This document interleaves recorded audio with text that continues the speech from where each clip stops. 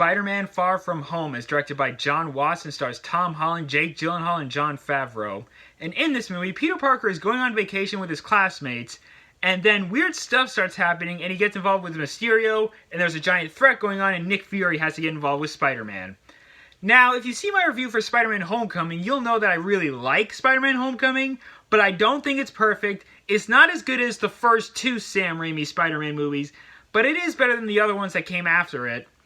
But Spider-Man Far From Home, I gotta say, I think this movie is pretty darn good. I think it's better than Homecoming. The fight scenes feel more intense in this one than they did in Homecoming, and that was one of my issues with Homecoming.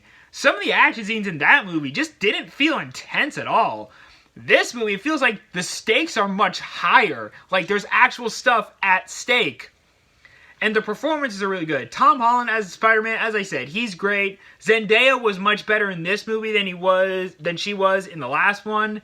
His friend Ned was really funny. Jake Gyllenhaal as Mysterio was fantastic. When I saw the trailers, I was like, I think he'll be really good. And sure enough, he was really good. He was fantastic as Mysterio, and that's perfect casting right there. Nick Fury's really good in it. Jon Favreau's really good. It's good to see him after Avengers Endgame. The humor is really funny in this one.